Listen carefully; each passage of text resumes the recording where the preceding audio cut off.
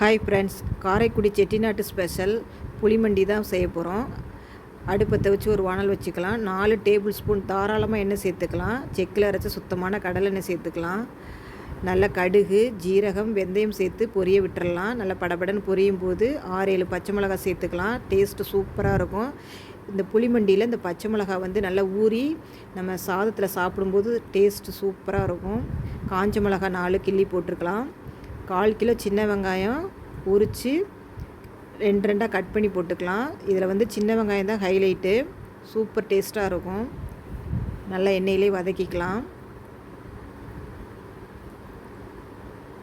ஒரு lemon size புளி எடுத்து அதிலே உப்பு போட்டு கரைச்சி வச்சுருக்கேன். ஒரு கொத்து கருவேப்பிலை சேர்த்துக்கலாம். செட்டிநாட்டு ஸ்பெஷலில் ஃபங்க்ஷனில், கல்யாணம், அந்த ஃபங்க்ஷன்லலாம் வந்து இந்த மண்டி இல்லாத சமையலே இருக்காது. நல்ல பழுத்த தக்காளி விதை நீக்கிட்டு பொடிசாக கட் பண்ணி சேர்த்துக்கலாம். ரொம்ப டேஸ்ட்டாக இருக்கும்.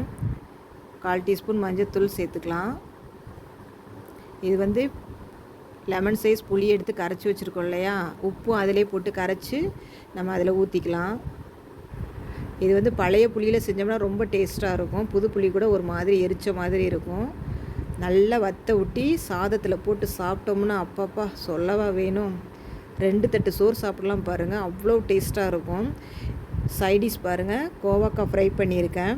ரொம்ப காம்பினேஷன் அல்டிமேட்டாக இருந்துச்சு. சின்ன வெங்காயத்தோடு அப்படியே அந்த சாதத்தில் பிசைஞ்சு சாப்பிடும்போது சொல்லவா வேணும். ஆஹா, என்ன அருமை. உங்கள் ஃப்ரெண்ட்ஸுக்கெல்லாம் ஷேர் பண்ணி சப்ஸ்கிரைப் பண்ணி வச்சுக்கோங்க. லைக் போட மறந்துடாதீங்க ஃப்ரெண்ட்ஸ்.